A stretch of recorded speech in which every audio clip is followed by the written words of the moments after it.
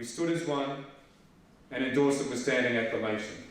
And something that was unforgettable in that moment was looking around the room and seeing some of those elders that had been in passionate debate against one another, embracing each other, crying tears of joy and hope that we had reached this consensus.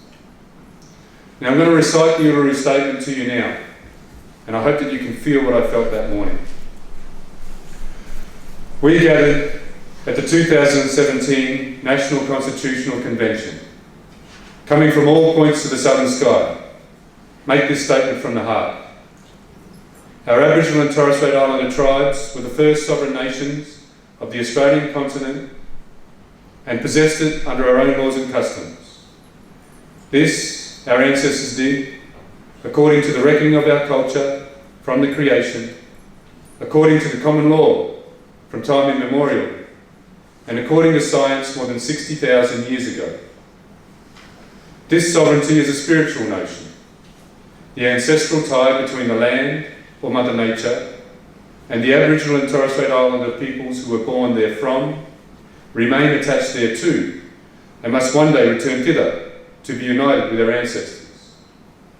This link is the basis of the ownership of the soil, or better, of sovereignty. It has never been ceded or extinguished, and coexists with the sovereignty of the Crown. How could it be otherwise? That a peoples possess the land for 60 millennia, and this sacred link disappears from world history in merely the last 200 years?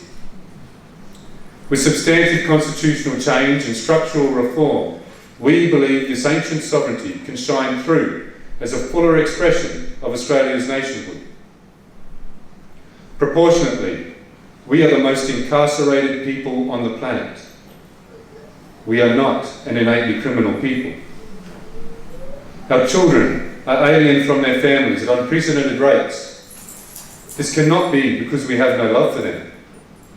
And our youth languish in detention in obscene numbers. They should be our hope for the future. These dimensions of our crisis tell plainly the structural nature of our problem. This is the torment of our powerlessness. We seek constitutional change to empower our people and take a rightful place in our own country. When we have power over our own destiny, our children will flourish, they will walk into wells, and their culture will be a gift to their country. We call for the establishment of a First Nations voice enshrined in the Constitution.